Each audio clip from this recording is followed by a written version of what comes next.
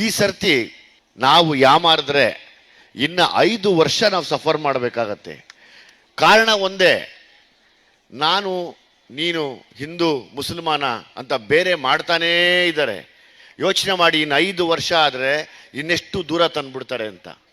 ಇವ್ರಿಗೆ ಒಂದೇ ಬೇಕಾಗಿರೋದು, ಮುಸಲ್ಮಾನರು ಕೆಟ್ಟವರು, ನಾವು ಒಳ್ಳೆಯವರು. ಇಲ್ಲ, ಈ ಮನೆ ಅಂದರೆ ಈ ಭಾರತ ಇದ್ದಾಗಲಿಂದಲೂ ಇಲ್ಲಿ ನಾವು ಹಿಂದೂ ಮುಸಲ್ಮಾನರು ಅಣ್ಣ ತಮ್ಮ ಅಕ್ಕ ತಂಗಿರ ಥರನೇ ಇದ್ದೀವಿ. ಆದರೆ ಒಂದು ಯೋಚನೆ ಮಾಡ್ತಾನೆ ಇದ್ದಾರೆ, ಯಾವತ್ತು ಇವ್ರನ್ನ ಹೊಡೆದಾಕ್ಬಿಡೋಣ, ಯಾವತ್ತು ಇವ್ರನ್ನೆಲ್ಲ ಬೇರೆ ಮಾಡೋಣ. ಅವ್ರ ಹತ್ರ ಇರೋ ಒಂದೇ ಅಸ್ತ್ರ, ಮುಸಲ್ಮಾನರು ನೀವು ಹಿಂದೂಗಳು ಅಂತ ಬೇಡ, ನಾವೆಲ್ಲ ಯಾವತ್ತಿದ್ರೂ ಒಂದೇನೆ. ಒಬ್ರು ಕಷ್ಟಕ್ಕೆ ಒಬ್ರು ಆಗಿರೋರು ಆಗಿಲ್ವಮ್ಮ? ನೀವು ಯಾರು ಮುಸಲ್ಮಾನ್ ಹೆಣ್ಮಕ್ಳು ಕಷ್ಟಕ್ಕಾಗಿಲ್ವಾ? ಹಿಂದೂ ಅವ್ರ ಕಷ್ಟಕ್ಕೆ ನೀವಾಗಿಲ್ವಾ? ನಿಮ್ಮ ಕಷ್ಟಕ್ಕೆ ನಾವಾಗಿಲ್ವಾ?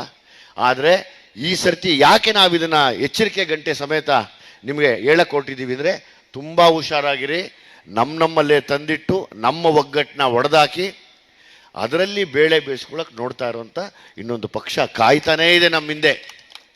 ನಾನು ನೋಡ್ತಾನೆ ಇದ್ದೆ, ಸುಮಾರು ಜನ ಹೆಣ್ಮಕ್ಳು ಅಲ್ಲಿ ಎದ್ದು ಹೊರಡ್ತಾ ಇದ್ರು. ಸಂತೋಷ, ನೀವು ಹೊರಡಿ, ನೀವು ಬಂದು ಕೂತಿರೋದೇ ನಮಗೆ ದೊಡ್ಡ ವಿಷಯ, ನೀವು ಬಂದು ಕೂರೋದೇ ನಮ್ಗೊಂದು ದೊಡ್ಡ ಆಶೀರ್ವಾದ.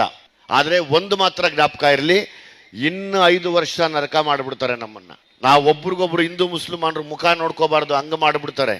ಇವತ್ತು ನೀವು ಒಗ್ಗಟ್ಟಾಗಿ ಮನೆ ಮಕ್ಕಳಿಗೆಲ್ಲ ಹೇಳಿ, ನಿಮ್ಮ ಮನೆಯಲ್ಲಿರುವಂಥ ಎಲ್ಲ ಒಂದೊಂದು ಅಮೂಲ್ಯವಾದ ಮತವನ್ನು ದಯಮಾಡಿ ಕಾಂಗ್ರೆಸ್ ಪಕ್ಷಕ್ಕೆ ಕೊಡಬೇಕು.